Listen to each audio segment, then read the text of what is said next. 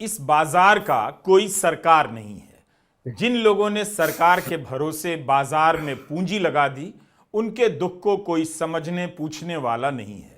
2024 के चुनावों के दौरान प्रधानमंत्री मोदी और गृहमंत्री अमित शाह शेयर बाजार की खूब बातें किया करते थे, पैसा लगाने की बातें कर रहे थे। अब जब आपका पैसा डूब रहा है तो कोई बात ही नहीं कर रहा है। 24 फरवरी को शेयर बाजार में निवेशकों के 5 लाख करोड़ रुपए डूब गए। एक समय बताया जाता था कि बाजार ऊपर जा रहा है क्योंकि मोदी हैं। मोदी तो आज भी हैं, लेकिन वॉशिंगटन में ट्रंप छींक भी देते हैं तो भारत का बाजार भड़बड़ा कर गिर जाता है। 24 फरवरी को जो दुनिया है, उस दुनिया में और दिसंबर से लेकर जनवरी तक और 24 फरवरी तक की दुनिया में किसी भी तरह का कोई अंतर नहीं आया है। फिर 24 फरवरी को 1:45 बजे के करीब सेंसेक्स 900 अंकों के नीचे चला गया। बाद में सेंसेक्स कुछ सुधरा भी, फिर भी 800 अंकों की गिरावट तो देखी ही गई। मीडिया में यह बात आ रही है कि करीब 5 लाख करोड़ एक दिन में निवेशकों के डूब गए। प्रधानमंत्री मोदी क्या कर रहे हैं? भोपाल में निवेशकों को सपने दिखा रहे हैं। बता रहे हैं कि भविष्य भारत का है। 2014 में जिस भविष्य का सपना उन्होंने दिखाया था, वो क्या 2024 में नजर आ रहा है, इसका कोई हिसाब नहीं देते।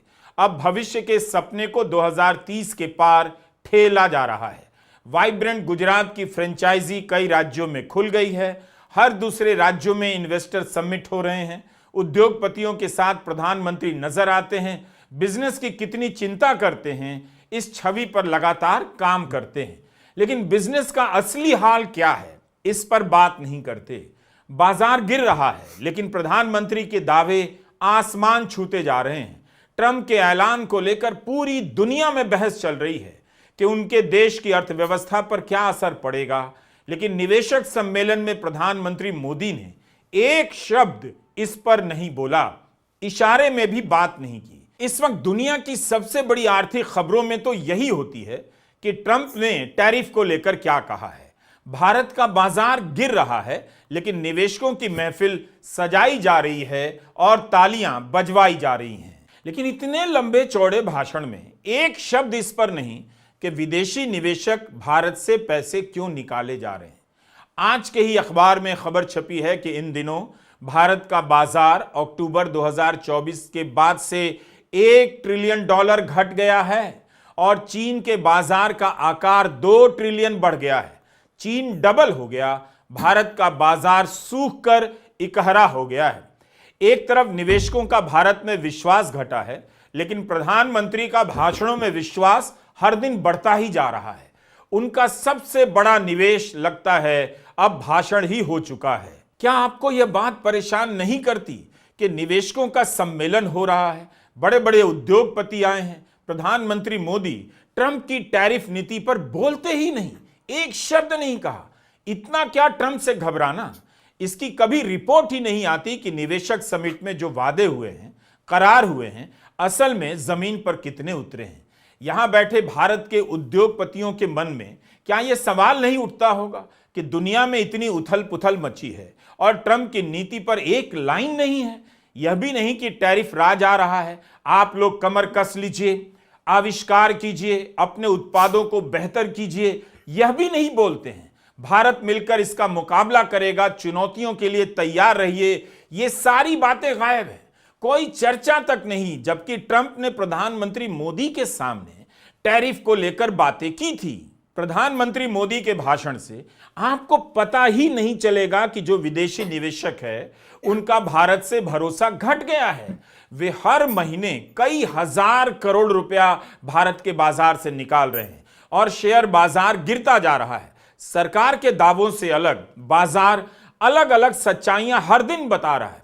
अगर निफ्टी एक और महीना गिर गया तो 28 साल में पहली बार होगा जब निफ्टी लगातार 5 महीने तक गिरता रहेगा।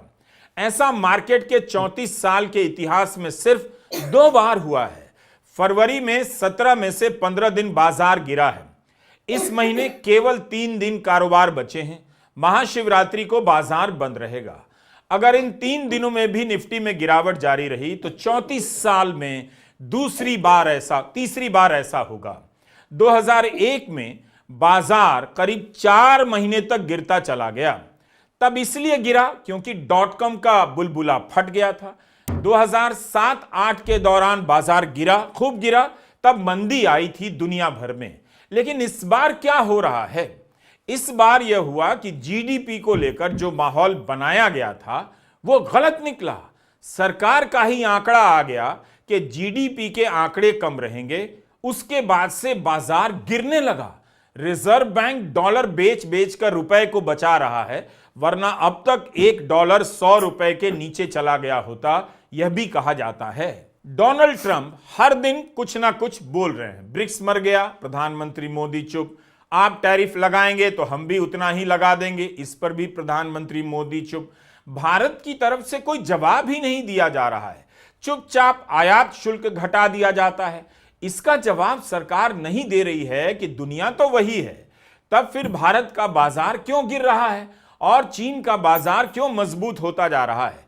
चीन ने ऐसा क्या कर दिया कि उसका बाजार 1 महीने में 18% के करीब ऊपर चढ़ गया है? प्रधानमंत्री यह सब नहीं बताते। सेंसेक्स जो सितंबर के महीने में, पिछले साल सितंबर के महीने में 85,000 के पार चला गया था, वो 4.5 महीने के भीतर 75,000 के नीचे आ गया है।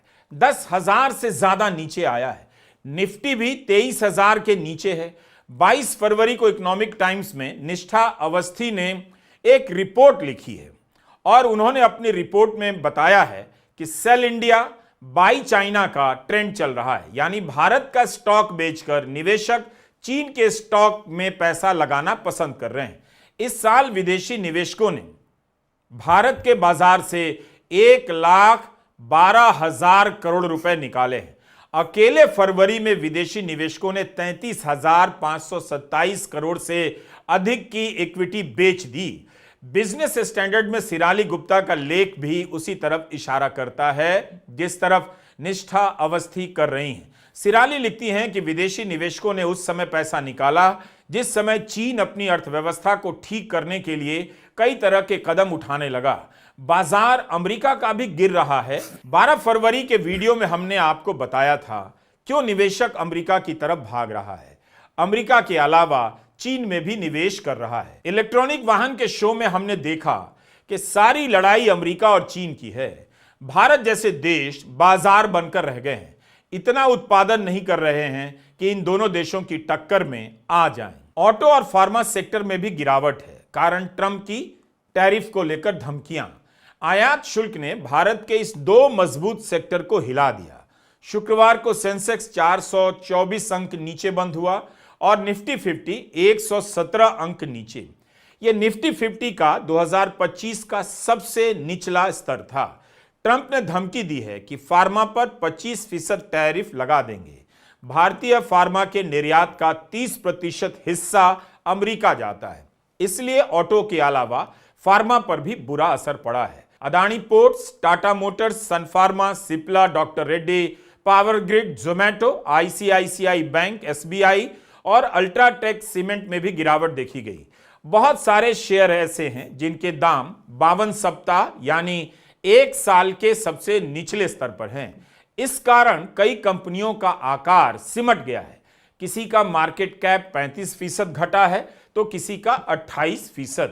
इकोनॉमिक टाइम्स की वेबसाइट पर एक पेज है जहां वे 52 हफ्तों के सबसे निचले स्तर पर चलने वाले स्टॉक्स की लिस्ट बनाते हैं।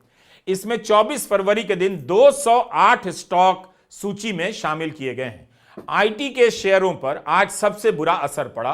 टीसीएस, इंफोसिस, एचसीएल टेक में 3% की गिरावट देखी गई। LNT tech services, persistent systems में 6% की गिरावट हुई है। बाजार और अर्थव्यवस्था में जो हो रहा है हम उससे अनजान नहीं रह सकते। हमें ऐसी खबरों में ध्यान लगाना ही होगा। सवाल आपकी बचत का है, निवेश का है। ऐसे वीडियो को ध्यान से देखा कीजिए और पूरा देखा कीजिए शुरू से अंत तक। पता चलेगा कि आपकी आर्थिक स्थिति का इतना बुरा हाल क्यों है। 19 फरवरी को देवीना मेहरा ने लाइव मिंट के मयूर भलेराव और नीति किरण के लेख का विश्लेषण करते हुए मार्केट की गिरावट को समझाया है। वे लिखती हैं कि अगर सेंसेक्स अपने शीर्ष से 11.6% नीचे है, और अगर बीएसई स्मॉल कैप सिर्फ 23% नीचे है, तो वो इतनी ज्यादा गिरावट क्यों है? ऐसा इसलिए है क्योंकि 64% स्टॉक 25 से 50% नीचे हैं, 19% स्टॉक 50 से 80% नीचे आ चुके हैं, और 85% स्टॉक ऐसे हैं जो अपने एक साल के शीर्ष से 25% नीचे आ चुके हैं। लेकिन प्रधानमंत्री मोदी का किसी भी निवेशक सम्मेलन में कोई भी भाषण सुनिए तो लगेगा सब चंगा है, भारत की कंपनियां बहुत अच्छा कर रही हैं। इसका जवाब नहीं मिलेगा कि इसके बावजूद शेयरों में इतनी भारी गिरावट क्यों है। लोगों को समझ नहीं आ रहा, उन्हें कौन दिलासा देगा। रविवार को जिस तरह से भारत और पाकिस्तान के बीच मैच के दौरान ढोल नगाड़े बज रहे थे, क्या उत्साह का माहौल था। उससे लगा ही नहीं कि लोगों के मूड पर पैसा डूबने का कोई असर पड़ा है। लेकिन कुछ तो तकलीफ होती होगी। 1-2 दिन की गिरावट से निवेशक परेशान नहीं होते, लेकिन 5 महीने से गिरावट जारी रहे तो फिर मन पर बुरा असर तो पड़ता ही होगा। कांग्रेस पार्टी ने ट्वीट किया है कि लोग इस वजह से एसआईपी के खाते बंद कर रहे हैं। अकेले जनवरी में 61,33,000 खाते बंद कर दिए गए। जनवरी में 56 लाख से अधिक नए खाते खुले हैं, लेकिन बंद होने वाली संख्या ज्यादा है। आना जाना बाजार में लगा रहता है, लेकिन यह संख्या कुछ और कहती है। एक महीने में 61 लाख एसआईपी खातों का बंद होना सामान्य नहीं है। म्यूचुअल फंड की तमाम कैटेगरी में रिटर्न नेगेटिव में है। कल किसने देखा है, लेकिन जिन्होंने निवेश किया उनका आज बेहतर नजर नहीं आ रहा। उनके पैसे तो डूब ही गए। अब आते हैं बुलेट ट्रेन पर। अगर आपकी उम्र 2017 में 28 साल की थी और आपको सपने दिखाए गए कि 5 साल बाद 2022 में मुंबई से अहमदाबाद के बीच बुलेट ट्रेन चलने लग जाएगी और आप उसमें सफर करेंगे, तो आपको अभी 2033 तक इंतजार करना होगा। उस समय आप 44 साल के हो चुके होंगे, क्योंकि हिंदू बिजनेस लाइन की खबर है कि बुलेट ट्रेन की डेडलाइन 2 बार मिस हो गई है, 2022 में और 2024 में। 2033 की डेडलाइन तीसरी डेडलाइन है। कारण बताया जा रहा है कि गुजरात और महाराष्ट्र में जमीन अधिग्रहण की गति में फर्क के चलते ही डेडलाइन पूरी नहीं हो पाई। गुजरात में इंजीनियरिंग का काम 50% से अधिक हो गया है, वहीं महाराष्ट्र में 20% के आसपास ही है। इस तरह से न जाने कितनी योजनाएं हैं जिनकी डेडलाइन आकर चली गई हैं और कोई बात नहीं करता। कांग्रेस नेता पी चिदम्बरम ने इंडियन एक्सप्रेस में इस तरह की कई डेडलाइन का हिसाब लगाया है और लिखा है। आपको भी याद होगा, कहा गया था 2022 में भारत की अर्थव्यवस्था 5 ट्रिलियन की हो जाएगी। आज तक नहीं हुई। इन घरों को देखकर आप इस बात पर कभी यकीन नहीं करेंगे कि मोदी सरकार ने तय किया था कि 2022 में सभी भारतीयों के पास अपना घर होगा। बिहार में चुनाव है और प्रधानमंत्री मोदी अभी से लेकर चुनाव तक कई बार बिहार जाएंगे। कोई भी उनसे पूछ सकता है कि अगर प्रधानमंत्री आवास योजना इतनी सफल है, सबको घर मिल रहा है, तो राजधानी पटना के इस पुल के नीचे सैकड़ों झुग्गियां नाले के किनारे क्यों बनी हैं?